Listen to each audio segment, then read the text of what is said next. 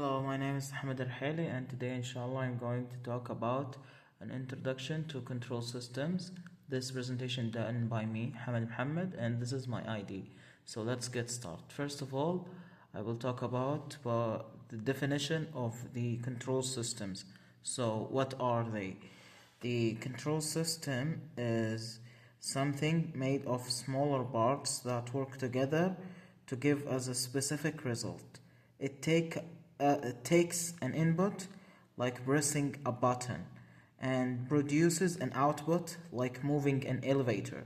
These systems all around us and around the world, from everybody's tools, like home heating systems to advanced technologies like rockets. For example, when you push the button for the fourth floor in an elevator, there quickly and safely. Engineers look at two main parts on how this system works. First of all, they look at the transient's response, which is how quickly the system reacts and adjusts. And then they look at the steady state error, which is how close the output is to what you want. So, in general, control systems are everywhere around our lives, and they save time and make life easier and allow us to control machines with more power than we could provide in our own. For example, control system make it possible for a robot arm to pick up heavy items in a factory. So next is the history of control systems. So control systems have been around for a long time. They started thousands of years ago when people created simple machines to solve everyday problems. For example, around 300 BC, before Christ, the Greek used to control systems in water clocks to keep water flowing at steady state rate. In the 1700s, James Watt invented the volleyball governor to control the speed of the steam engines. Later, scientists like James Clerk Maxwell and Edward Roth created mathematical rules that helped engineers build better systems. By the 1900s, control systems were more advanced and used in steering ships, flying airplanes, and controlling factory machines. So this history shows how people have always worked to make machines smarter and more useful. Today, thanks to this history, we can build an advanced system like atomic cars and spacecrafts. Then, after that, I will talk about the type of control systems. There are two main types of control systems: open loop systems and closed loop systems. Open loop systems, these do not adjust themselves as they just do what they are told. For example, a simple toaster doesn't know when bread is burned because it doesn't check. It just toasts for a set of time. Closed loop systems, these systems can adjust based on feedback. For example, a thermostat measures the temperature of the room and turns the heater on or off to keep the room at the desired temperature. So closed loop systems are better because they can adjust when something goes wrong. However, they are also more complex and expensive than the open loop systems. Engineers must decide which type to use based on the cost and how accurate the system need to be. So in general, if you can see here the open loop, it's just an input and then it gives you an output.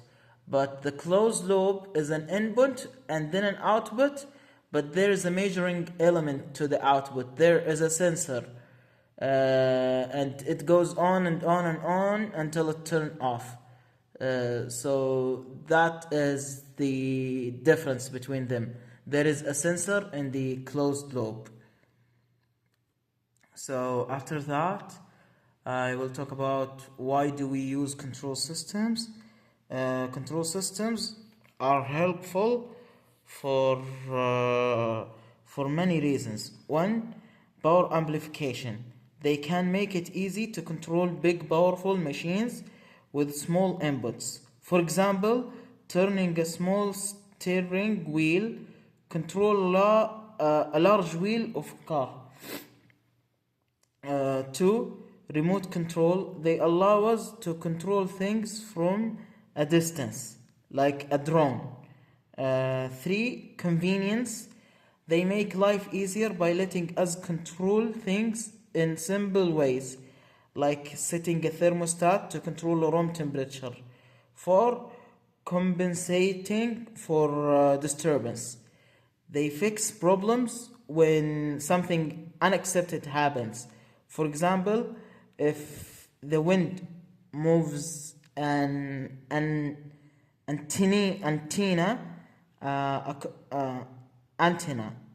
when I move, if the wind moves in an antenna, sorry, I find it difficult to pronounce this word. If the wind moves an antenna, a control system can move it back to the correct position.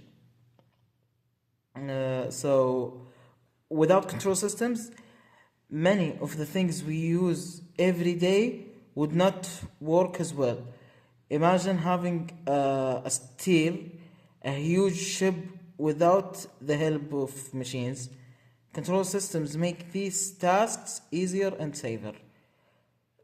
So next, how engineers design systems.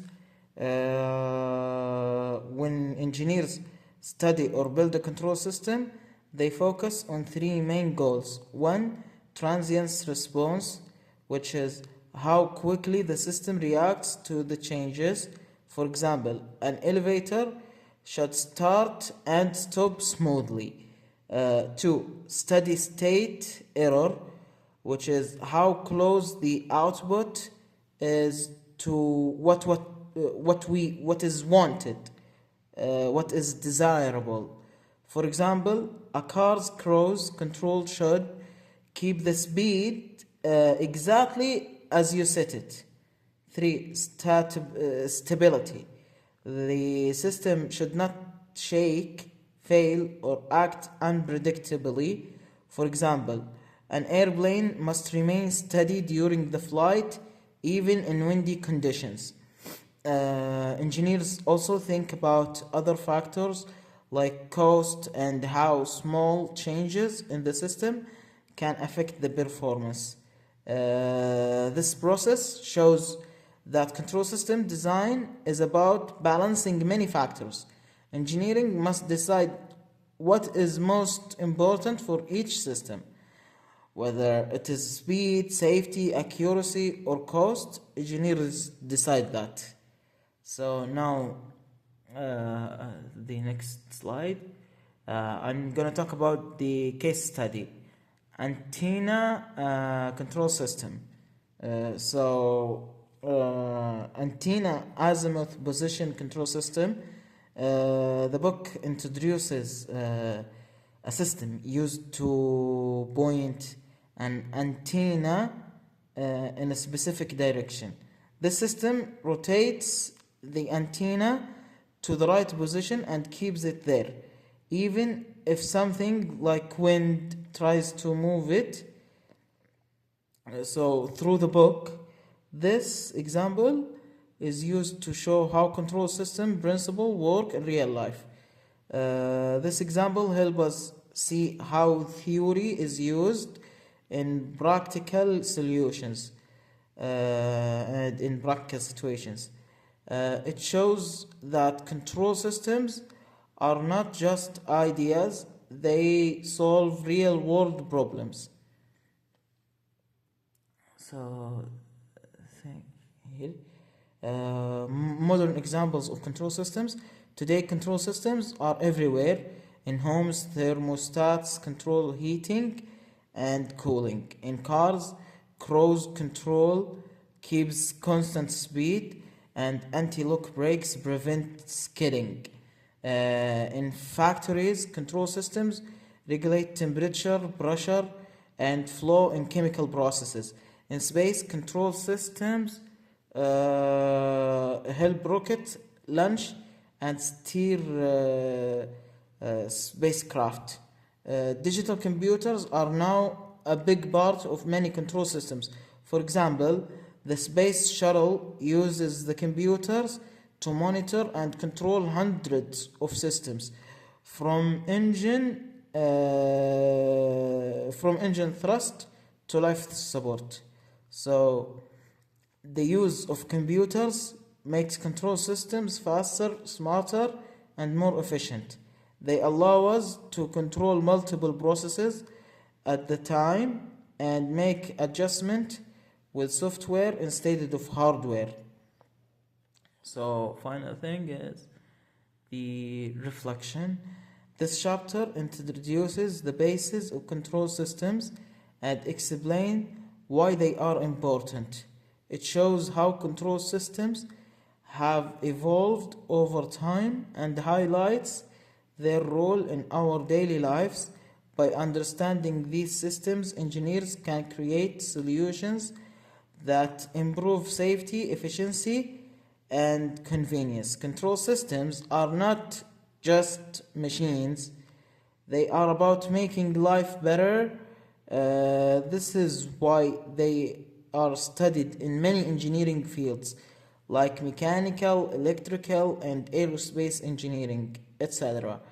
This chapter sets the stage for learning how to analyze and design these systems in more and further details. So thank you for listening. This is my presentation, Hamad Alrehaili. Thank you.